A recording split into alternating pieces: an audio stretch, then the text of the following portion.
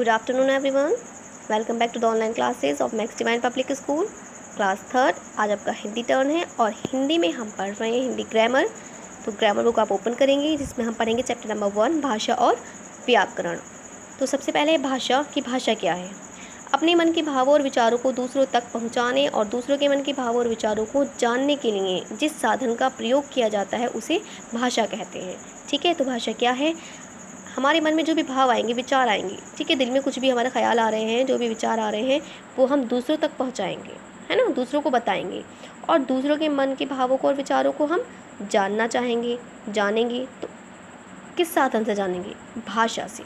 किससे जानेंगे, भाषा से। तो उसी साधन को क्या कहते हैं, भाषा। भाषा हमारे दैनिक जीवन में बहुत उपयोगी है क्योंकि हम भाषा के बिना तो हम कुछ कर ही नहीं सकते। हम अपने मन की बात दूसरों को बता भी सकते हैं और सुन भी सकते हैं। किसके ज़रिए, भाषा के ज़रिए। तो भाषा का हम इस्तेमाल ज़रूर करते हैं। हम भाषा को बोलकर, सुनकर, लिखकर या पढ़कर अपनी बातें दूसरों को समझाते और दूसरों की बातों को समझ लेते हैं, है ना। भाषा को बोलेंगे, सुनेंगे और लिखेंगे, पढ़ेंगे, तभी हम दूसरों की बातों को समझ पाएंगे और दूसरे हमारी बात को समझ पाएंगे। इस प्रकार भाषा के कितने रूप हुए, 2, मौखिक और लिखित। मौखिक यानी ओरल लैंग्वेज में देखिए क्या आएगा, जब हम अपने विचार मुख से बोलकर प्रकट करेंगे तो वह भाषा का मौखिक रूप होगा। ठीक है, मौखिक कहा जा रहा है यानी मुख से बोलकर, मुंह से बोलकर जब आप किसी से अपनी बात कहेंगे तो वो मौखिक भाषा होगी। जैसे यहाँ पे देखिए एक उदाहरण दिया है, चित्र में माँ और बेटा बोलकर अपने मन की बात प्रकट कर रहे हैं। ठीक है, आपस में दोनों क्या कर रहे हैं, बोल रहे हैं और सुन रहे हैं। तो ये कौन सी भाषा हुई, बोलना और सुनना, मौखिक भाषा। इसके बाद आता है लिखित भाषा। जब हम अपने विचार लिखकर प्रकट करते हैं तो भाषा के उस रूप को लिखित भाषा कहते हैं। ठीक है, हम कोई भी विचार अपने दिल में जो आ रहा है हमारे, वो हम लिखकर अगर किसी को बताएंगे तो वो कौन सी भाषा है, लिखित भाषा। जैसे उदाहरण के लिए देखिए दे रखा है, चित्र में बालिका पत्र लिखकर अपने मन की बात प्रकट कर रही है और उसकी नानी पत्र पढ़कर बालिका के मन की बात समझ रही है। यानी वो लिखकर बता रही है और दूसरा पढ़कर समझ रही है। तो लिखना और पढ़ना आएगा लिखित भाषा में।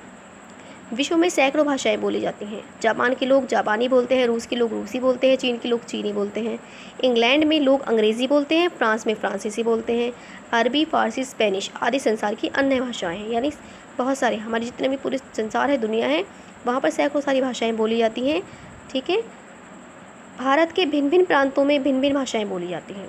और अगर हम एक ही देश ले लें, अपना देश भारत, तो वहाँ पर हमारे भारत में क्या होता है कि अलग अलग प्रांत जो हैं, राज्य हैं, वहाँ पे अलग अलग तरह की भाषाएं हैं। असम के लोग असमिया, ओडिशा के लोग ओडिया और आंध्र प्रदेश के लोग तेलुगु बोलते हैं। तमिलनाडु में तमिल, केरल में मलयालम, कर्नाटक में कन्नड़, महाराष्ट्र में मराठी, गुजरात में गुजराती, पंजाब में पंजाबी और पश्चिम बंगाल में बांग्ला बोली जाती है ना। यानी अलग अलग राज्य और अलग अलग वहाँ की भाषाएँ हैं। लेकिन हिंदी भारत की राष्ट्रभाषा है। लेकिन हमारे अगर देश की एक ही भाषा देखी जाए राष्ट्रभाषा, तो वो कौन सी है, हिंदी है। लिपि, भाषा की बताती है लिपि क्या है। जब हम किसी भाषा को बोलते हैं तो हमारे मुख से ध्वनियाँ निकलती हैं। ठीक है, भाषा क्या है, बोलने का साधन है। आपने अपने बात बोलेंगे तो जब बोलेंगे तो हमारे मुँह से क्या निकलेंगी, ध्वनियाँ निकलेंगी। इन ध्वनियों को लिखने के लिए कुछ चिन्हों का प्रयोग किया जाता है। ठीक है, जो भी ध्वनियाँ हमारे मुँह से निकली हैं तो उन्हें मतलब लिखने के लिए हमें चिन्ह चाहिए। तो वो चिन्ह जो हैं वो लिपि हैं। हिंदी भाषा में जैसे अ ई ओ, है ना, जो भी हम पढ़ते हैं क ख ग, यानी सारे वर्णमाला के वर्ण, ये सब क्या हैं, ध्वनियाँ हैं। इन ध्वनियों को मिलाकर जब हम लिखकर व्यक्त करते हैं तो वह लिपि कहलाती है। ठीक है, सारी ध्वनियों को मिलाकर जब हम लिखेंगे तो वो क्या हो जाएगी, लिपि हो जाएगी। अलग अलग भाषाएं अलग अलग लिपियों में लिखी जाती हैं। सबकी अलग अलग भाषाओं की अलग अलग लिपियाँ हैं। जैसे हिंदी की है देवनागरी, अंग्रेज़ी रोमन लिपि में लिखी जाती है, उर्दू फारसी लिपि में और पंजाबी गुरुमुखी लिपि में। ठीक, अब पढ़ते हैं नेक्स्ट व्याकरण, ग्रामर। तो व्याकरण क्या है, जिस ज्ञान से हम भाषा को शुद्ध बोलना और लिखना सीखते हैं उसे व्याकरण कहते हैं। ठीक है, यानी अब भाषा को शुद्ध लिखना और बोलना दोनों ही सीखना है तो वो हम किससे सीखेंगे, व्याकरण से।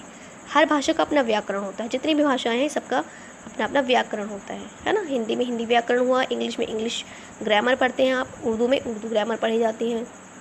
व्याकरण भाषा के लिए नियम बनाता है। क्या काम आएगा व्याकरण, भाषा के लिए नियम बनाएगा। ठीक है, जो सारे नियम होते हैं भाषा को बोलने के, समझने के, उसको शुद्ध रूप, वो सब किस में आएगा, व्याकरण में आएगा। नियमों का ज्ञान होने पर ही हम भाषा को शुद्ध रूप में बोलना और लिखना सीखते हैं। अगर हमें व्याकरण के सारे नियम पता होंगे तो हम अपनी भाषा को बोल और लिख सकेंगे। कैसे, शुद्ध रूप से। अब आते एक्सरसाइज आपकी। तो इसमें सबसे पहले है आपके बहुविकल्पीय प्रश्न, यानी सही उत्तर पर आपको सही टिक करना है। भाषा कहते हैं, इसमें 3 ऑप्शन दिया है, यानी कि सही ऑप्शन क्या है इसमें? थर्ड, विचारों और भावों के आदान प्रदान को।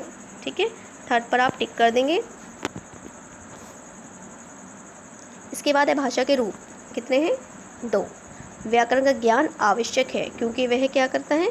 भाषा के शुद्ध रूप का ज्ञान कराता है, यानी ऑप्शन सेकंड। लिपि कहते हैं लिखने के चिन्हों को, किसके कहते हैं? ढंग और चिन्ह दोनों कह सकते हैं आप। एक्सरसाइज नंबर 2 देखिए, चित्रों को देखिए और प्रत्येक के नीचे भाषा के रूप के आधार पर लिखित और मौखिक लिखना है आपको। ठीक है, चित्र देखिए। सबसे पहले क्या दिखाई दे रहा है जी? म्यूजिक सुन रहे हैं। म्यूजिक सिस्टम से बच्ची क्या कर रही है? म्यूजिक सुन रही है। तो हमने सुनना किस में पढ़ा है? मौखिक भाषा में। ठीक है, वहाँ से आवाज़ आ रही है और वो बच्ची सुन रही है, तो कौन सी भाषा हो गई? मौखिक भाषा। दूसरा हम देख रहे हैं कि ब्लैक बोर्ड से टीचर पढ़ा रहा है। ठीक है, तो ब्लैक बोर्ड पर लिखा हुआ है, लिखित भाषा को पढ़ रहा है ना? तो ये कौन सी भाषा हुई आपकी? लिखित भाषा। इसके बाद नंबर 3 में देखिए, ठीक है, जैसे बच्चे आइसक्रीम ले रही हैं, तो ये कौन सी भाषा बोल रही है? मौखिक भाषा। ठीक है, आपस में दोनों मौखिक भाषा से बात कर रही हैं। फिर नंबर 4 पर देखिए क्या है कि अखबार को पढ़ा जा रहा है, यानी लिखा हुआ पढ़ा जा रहा है, तो कौन सी भाषा होगी? लिखित भाषा। इसके बाद नंबर 3, भारत में बोले जाने वाली भाषाओं के नाम लिखने हैं आपको। ठीक है, जैसे कौन सी भाषा सबसे पहले? जी, यहाँ पे आप लिख देंगे तो हो जाएगी मराठी। दूसरी से पंजाबी।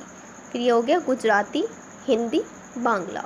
नंबर 4, रिक्त स्थानों की पूर्ति करनी है। मन के भावों को व्यक्त करने का साधन भाषा है। ठीक, जब हम अपने विचार लिखकर व्यक्त करते हैं तो वह कौन सी भाषा होती है? लिखकर लिखित। क्या लिख देंगे यहाँ पर? लिखित भाषा। जब हम अपने विचार बोलकर व्यक्त करते हैं तो मौखिक भाषा कहलाती है। हमारी राष्ट्रभाषा हिंदी। भाषा को लिखने, पढ़ने और बोलने का तरीका हमें व्याकरण सिखाता है। कौन सिखाता है?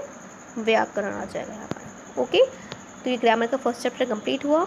इसी के साथ बच्चों आपकी हिंदी फर्स्ट में भी कुछ ग्रामर पार्ट दिया हुआ है। ठीक है, चैप्टर 2 और 3 में आपको भाषा और व्याकरण दिया हुआ है। ठीक है, इसमें 2 है, फर्स्ट और सेकंड एक्सरसाइज, वो आपको कंप्लीट करनी है। ये हिंदी रीडर बुक में है। उदाहरण समझो और लिखो। जैसे काटना से बन गया कटवाना, करना से करवाना, गिरना गिरवाना, लिखना लिखवाना, पढ़ना पढ़वाना, मारना मरवाना, सुनना सुनवाना, रखना रखवाना। ठीक है, इस तरह से कंप्लीट करनी है। नंबर 2, ऊपर दिए गए शब्दों में से सही शब्द भरकर वाक्य पूरा करने हैं आपको।